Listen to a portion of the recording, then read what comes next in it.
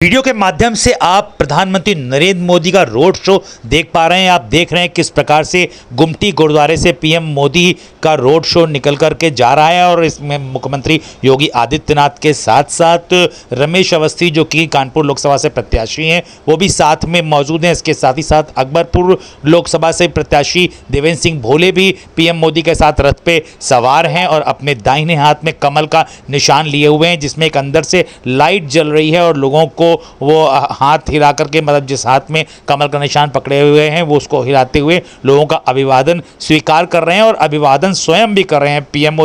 मोदी को तस्वीरों के माध्यम से आप देख पा रहे हैं कि देखिए किस प्रकार से कीर्तनगढ़ गुरुद्वारे में उन्होंने जाकर के मत्था टेका है। पीएम मोदी ने बिल्कुल ऐसा लग रहा है कि जैसे कि वो रेगुलर गुरुद्वारे में जाते आते रहते हैं, उनकी वेशभूषा से ऐसा प्रतीत हो रहा है। फिलहाल आप देखिए ये किस प्रकार से भारतीय जनता पार्टी के कार्यकर्ताओं में उत्साह है। महिलाएं काफ़ी उत्साहित दिखाई पड़ रही हैं। बीजेपी के तमाम हजारों लाखों कार्यकर्ता इस वक्त पीएम मोदी के रोड शो में मौजूद हैं जिनको आप वीडियो के माध्यम से देख पा रहे हैं और यहां तक कि भारतीय जनता पार्टी के जो नॉर्मल कार्यकर्ता हैं वो सब भी अपने साथ साथ 50 से 60 लोगों की संख्या लेके गए। आज गुमटी गुरुद्वारे जब पीएम मोदी का काफिला वहां से निकला है तो उस वक्त अशोकनगर जो उससे सटा हुआ क्षेत्र है वहां पर भी भारतीय जनता पार्टी के तमाम ऐसे कार्यकर्ता थे जो सैकड़ों की संख्या में लोगों को लेकर के गए हैं। उनमें अगर आपको बताते चलें तो एक कन्हैया लाल सिंह राजपूत हैं जो कि पूर्व नगर कार्य समिति सदस्य हैं भारतीय जनता पार्टी के। वो अपने साथ तकरीबन 100 महिलाओं को लेकर पहुंचे और केवल कन्हैया लाल सिंह राजपूत ही नहीं तमाम ऐसे कार्यकर्ता हैं जो अपने साथ सैकड़ों लोगों को लेकर के वहां पे पहुंचे हैं और संख्या बल को बढ़ाया है। निश्चित रूप से प्रधानमंत्री मोदी के आने के बाद से भारतीय जनता पार्टी का जनता के प्रति जो तापमान है मतलब पॉजिटिव हीट जो है वो इंक्रीज़ हुई है, बढ़ी है और एक चुनावी माहौल में एक बिल्कुल रफ्तार सी महसूस हो रही है। ऐसा लग रहा है कि तमाम सारे लोग यहाँ पे आ गए हैं और जितने लोग यहाँ पे मौजूद हैं जो उनके रोड शो को देखने के लिए लालायित थे उसमें ये नहीं कहा जा सकता कि सभी भारतीय जनता पार्टी के वोटर और सपोर्टर हैं, क्योंकि हर व्यक्ति के मन में इच्छा जागृत रही पीएम मोदी की एक झलक पाने के लिए। लेकिन इतना ज़रूर है कि भारतीय जनता पार्टी के वोटर और सपोर्टर में एक तापमान में काफ़ी ज़बरदस्त उछाल आया है और इसका असर अभी आने वाले लोकसभा चुनाव में देखने को मिलेगा कि कानपुर में वोटिंग आने वाली 13 मई को है और 4 जून को आने वाला है परिणाम। और इस बार मुकाबला काफ़ी रोचक लोग बता रहे हैं कि काफ़ी रोचक है। हालांकि भारतीय जनता पार्टी 10 साल से सत्ता में है और प्रदेश में और केंद्र की सत्ता में भी है और इसके बाद कानपुर सिटी को स्मार्ट सिटी बनाने की कवायद भी तेज हो गई है और इसी के चलते मेट्रो भी स्टार्ट की गई। पूरे शहर में मेट्रो का काम जोरों शोरों पर है। कल्याणपुर से लेकर के मोती झील तक मेट्रो रन कर रही है। उसके साथ ही साथ आगे की मेट्रो का भी काम लगभग पूर्ण होने की कगार पे है। वहीं पिछली सरकारों में जो हमारी पवित्र पावन माँ गंगे हैं उसमें गंदा नाला उसमें गिरता था, सीवर का पानी गिरता था, जहाजों में तमाम ट्रेनरीज थी जिनका पानी उसमें गिरता था गंगा जी में और गंगा जल को दूषित करने का कार्य करता था, क्योंकि हिंदुओं की सबसे पवित्र नदी गंगा मानी गई है और जो कि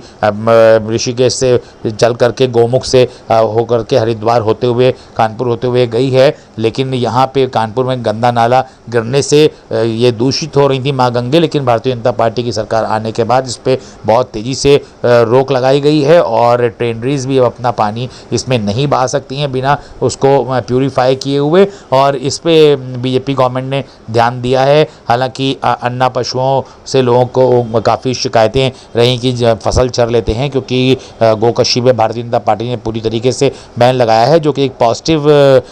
स्टेप है। आपको बताते चलें कि ये भी कहा जाता है कि जिस देश में गाय का, गंगा का, गायत्री मंत्र का, गोवर्धन का और गीता का सम्मान होता है वहाँ पे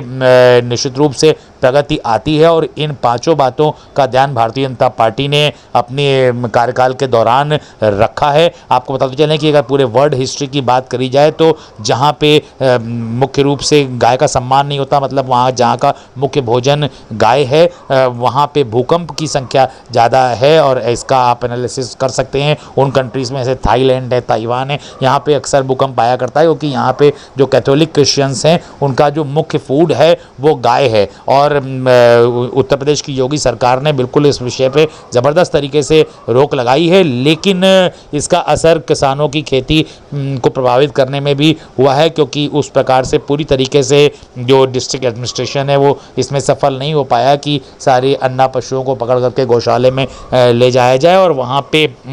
उनको प्रॉपर फूड उपलब्ध हो। अब हालांकि सरकार योगी 2 सरकार काफ़ी एक्टिव रही और तमाम गौशालाओं में अन्ना पशुओं को पकड़ के रखा गया, लेकिन इसमें जनता की भी नैतिक जिम्मेदारी है कि सरकारी तंत्र अगर खाना मुहैया करा रहा है और उसमें किसी प्रकार की कोई कमी आ रही है तो आसपास के क्षेत्र के लोगों को वहाँ पे अपने पास से एक रोटी बैंक तैयार करके गौशालाओं में देना चाहिए, जिससे कि किसी प्रकार की अगर अन्न की कमी होने वाली है या होने की संभावना है तो उसको दूर किया जाए, क्योंकि हमारे देश की खुशहाली के लिए जनता का भी बहुत ज़बरदस्त योगदान होना चाहिए, तभी सरकार ढंग से काम कर पाएगी और बेहतर रिजल्ट्स दे पाएगी। लेकिन उत्तर प्रदेश की भारतीय जनता पार्टी की सरकार ने डबल इंजन की सरकार होने के कारण काफ़ी डेवलपमेंट करके दिया है जनता के फेवर में, और ये प्रधानमंत्री मोदी के आने के बाद से जो एक ग्राफ था जो समझ में आ रहा था कि इस बार फाइट में और भी अन्य दल भी हैं, तो उसमें कमी आई है जनता के बीच में, खासकर भारतीय जनता पार्टी के कार्यकर्ताओं में, भारतीय जनता पार्टी के वोटर और सपोर्टर के उत्साह में बहुत ज़बरदस्त तेज़ी देखने को मिल रही थी। आज रोड शो के दौरान आप देख सकते हैं कि किस प्रकार से जनता बिल्कुल टूटी पड़ रही है। महिलाओं की संख्या देखिए, अगल बगल बिल्डिंगों में भी लोग लदे हुए हैं और पीएम मोदी अपने रथ पे सवार होकर के मुख्यमंत्री योगी आदित्यनाथ के साथ और साथ ही साथ अपने दोनों लोकसभा प्रत्याशियों के साथ जनता का अभिवादन करते हुए बिल्कुल दिखाई पड़ रहे हैं। पीएम मोदी भी काफ़ी उत्साहित दिखाई पड़ रहे हैं इस रोड शो के दौरान, आप देखिए, क्योंकि कानपुर में प्रधानमंत्री मोदी की ये 5वीं विजिट है। और अगर देखा जाए तो पंडित जवाहरलाल नेहरू प्रधानमंत्री जब थे तो 1967 के पहले वो तमाम बार कानपुर आए। उसके बाद पीएम मोदी कैसे पहले प्रधानमंत्री हैं जो कि जिनकी कानपुर विजिट व्यक्तिगत तौर पर इतने व्यस्त कार्यक्रमों के बावजूद 5वीं बार है। इस वक्त तो चुनाव का माहौल चल रहा है, लेकिन बीच में भी चुनाव के पहले भी प्रधानमंत्री कानपुर आते रहे हैं और कार्यकर्ताओं के साथ साथ पदाधिकारियों से और जनता से संवाद स्थापित करते रहे हैं। पीएम मोदी बिल्कुल इस वक्त चुनावी माहौल में प्रधानमंत्री नरेंद्र मोदी के आने के बाद से बिल्कुल सरगर्मियां तेज दिखाई पड़ रही हैं। एक लहर जैसी, राम लहर जैसी दिखाई पड़ रही है कि जनता के मन में बिल्कुल एकदम भारतीय जनता पार्टी ही चारों तरफ है, ऐसा प्रतीत हो रहा है। क्योंकि ऐसा लग रहा है कि कानपुर लोकसभा के साथ साथ अकबरपुर लोकसभा का एक एक वोटर और सपोर्टर बिल्कुल यहाँ पे उतर आया है और बिल्कुल पीएम मोदी को सपोर्ट करने के लिए, क्योंकि काफ़ी बड़ी संख्या में मॉब यहाँ पे दिखाई पड़ रही है, भीड़ दिखाई पड़ रही है। भारतीय जनता पार्टी के वोटर सपोर्टर दिखाई पड़ रहे हैं। निश्चित रूप से कानपुर सिटी को स्मार्ट सिटी बनाने की कवायद तो बीजेपी गवर्नमेंट ने स्टार्ट करी है, क्योंकि पहले ये मैनचेस्टर ऑफ ईस्ट हुआ करता था, लेकिन बाद में कम्युनिस्टों के कारण यहाँ पे जितनी भी मिलें थी वो सब बंद हो गई और यहाँ पे लोगों को के अंदर रोजगार की कमी आई। लेकिन अब कानपुर में नए रोजगार के अवसर सृजित करने का काम भारतीय जनता पार्टी की सरकार कर रही है और यहाँ के में सड़कों का चौड़ीकरण के साथ साथ मेट्रो और पुल हाईवेज़ और के लिए भी बीजेपी सरकार काम कर रही है। जो एक कमी थी कि अन्ना पशुओं की, उसके लिए भी नगर निगम काफ़ी मुस्तैद दिखाई पड़ रही है और साथ में नगर पंचायतें, नगर पालिकाओं के पास भी बड़ा बजट आ रहा है जो गौशालाओं में दिया जा रहा है और अन्ना पशुओं को पकड़ के वहाँ पे रखा जा रहा है। लेकिन इसमें जनता की भी भागीदारी अपेक्षित है, क्योंकि जनता की अगर भागीदारी रहेगी, जनता भी एक एक दो रोटी बैंक बना के गौशालाओं में देगी, तो इससे थोड़ा सा सपोर्ट मिलेगा और एक मैसेज जाएगा अन्य राज्यों में भी कि किस प्रकार से उत्तर प्रदेश की जनता किस हिसाब से त्याग करती हुई नज़र आ रही है। लेकिन प्रधानमंत्री मोदी के कानपुर रोड शो के दौरान भारतीय जनता पार्टी के वोटर, सपोर्टर और कार्यकर्ताओं के बीच में एक ज़बरदस्त टेम्परेचर और ज़बरदस्त पॉजिटिव एनर्जी आज देखने को मिल रही है। बड़ी खबर उत्तर प्रदेश के कानपुर शहर से। वैसे तो भारतवर्ष में तमाम जातियां हैं और सबको अपने अपने तरीके से जीने का अधिकार प्राप्त है, लेकिन भारतवर्ष एक हिंदू राष्ट्र है और हिंदुओं की, करोड़ों हिंदुओं की आस्था प्रभु श्री राम के मंदिर से जुड़ी हुई है। आपको बताते चलें कि पिछले तकरीबन 500 वर्षों से रामलला अयोध्या में टेंट में विराजमान थे और भारतीय जनता पार्टी की सरकार ने इसको साकार किया कि वहाँ पे भव्य राम मंदिर का निर्माण हुआ है और लोगों का वहाँ पे तांता लगा हुआ है। ये भारतीय जनता पार्टी के ही एफर्ट से संभव हो पाया है और जिससे कि करोड़ों हिंदुओं की आस्था जहाँ से जुड़ी हुई थी उसको एक साकार रूप देना, मूर्त रूप देना, और मतलब एक था कि नहीं मंदिर बनेगा, कब बनेगा, और लेकिन भारतीय जनता पार्टी की सरकार ने राम मंदिर बना दिया, उसका निर्माण कर दिया और लोगों का इसका भी एक काफ़ी बड़ा फैक्टर है क्योंकि केंद्र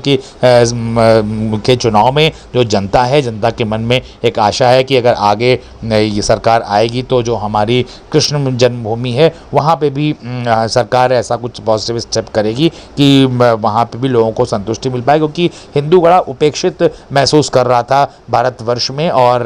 बीजेपी गवर्नमेंट आने के बाद लोगों को अब ये महसूस होने लगा है कि ये मैं अपनी आवाज़ नहीं, मैं जनता की आवाज़ बता रहा हूँ कि जो सर्वे कराएगा उसमें महसूस हो रहा है कि लोगों को गर्व है कि वो हिंदू राष्ट्र में रह रहे हैं और स्वयं हिंदू हैं और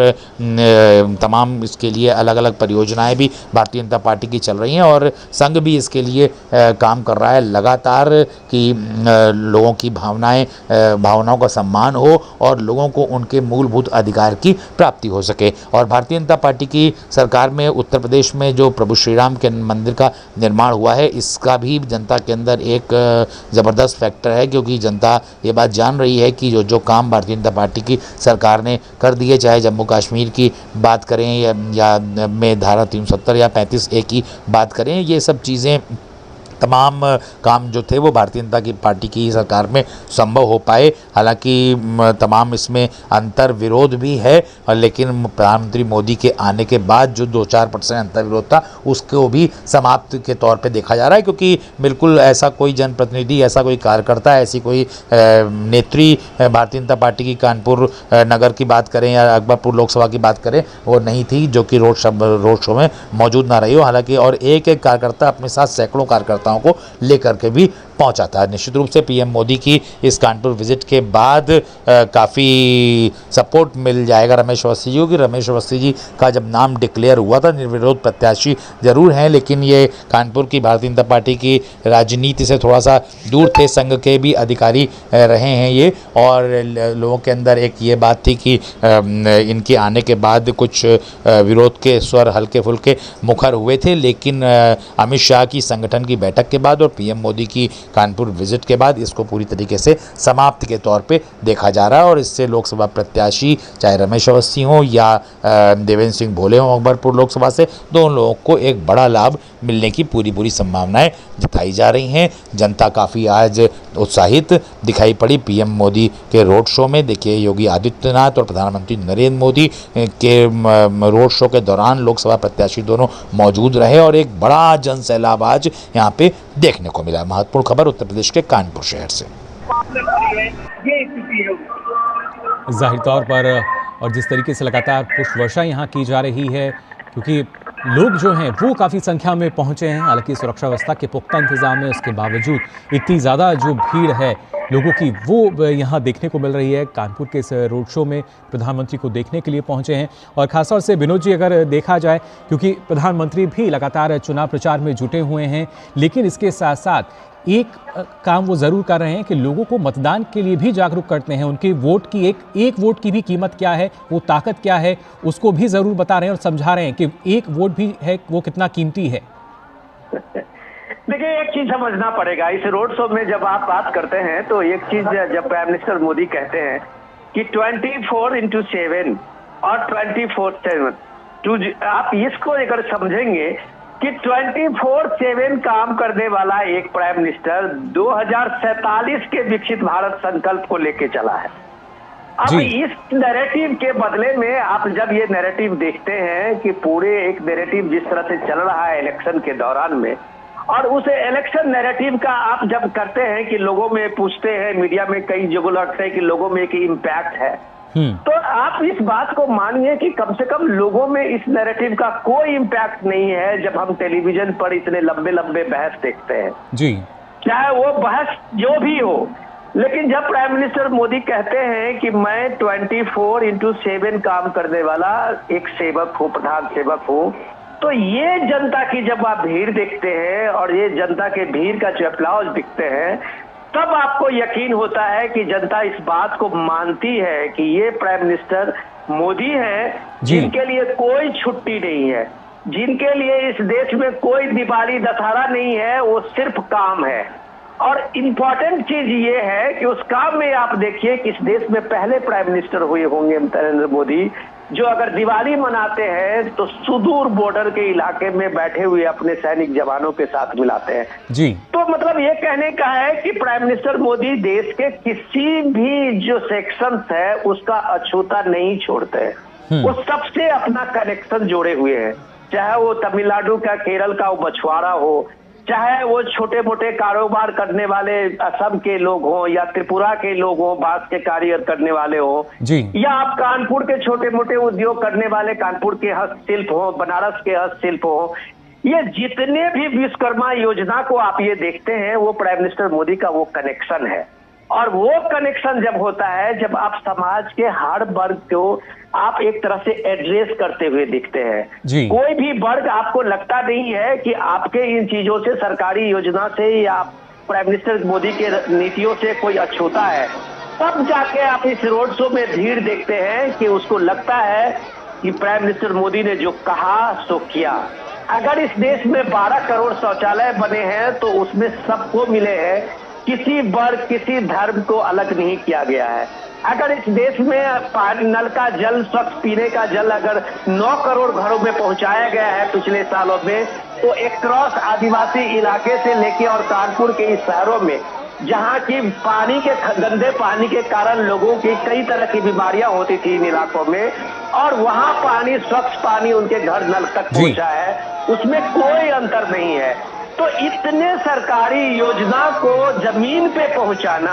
उसको इंश्योर कराना, आप जब इन इलाके में जाते हैं कानपुर, अगर आपको याद हो तो यहीं से शुरू होता है उस इलाके बुंदेलखंड का इलाका, जो एक तरह से कभी सूखाग्रस्त इलाका बोला जाता था, जहां सबसे ज्यादा पलायन होता था। आज इन इलाकों में आप चले जाइए कि वहाँ जो पिछले 5 साल में अटल जल योजना हो या जल संरक्षण की योजना हो, इतने सारे स्कीम चले हैं। विनोद जी, यानी हम आज की तारीख में 24/7 का जो ये है, बिल्कुल विनोद जी, यानी हम कह सकते हैं ना सिर्फ कानपुर, अकबरपुर, इटावा, कन्नौज, फर्रुखाबाद, बल्कि इसके अलावा जैसा आप कहने कि कानपुर से बुंदेलखंड की जो सीटें हैं, लगभग 10 सीटों पर इसका असर हम मान सकते हैं आज के इस रोड शो का।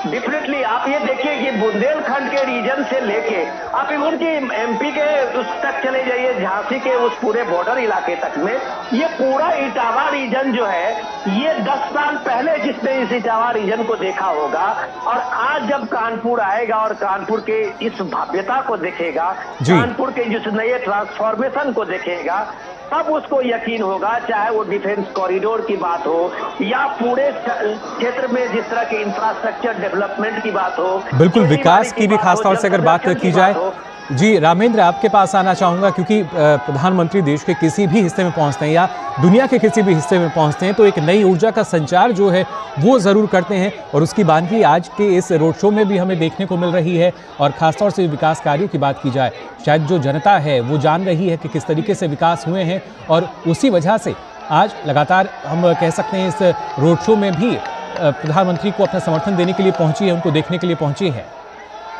बिल्कुल उत्साह, उमंग प्रधानमंत्री का चेहरा देखते ही लोगों में आ जाता है। और उससे पहले उनके स्वागत के लिए कि जब वो नहीं आए थे तब भी उत्साह उमंग के साथ खड़े थे। देखिए कानपुर में गंगा का जिक्र हो रहा था, जो सबसे पुराना नाला है, जो गंगा को सबसे ज्यादा गंदा करता था, प्रधानमंत्री जी ने उसको सही कराया, एसटीपी लगवाई।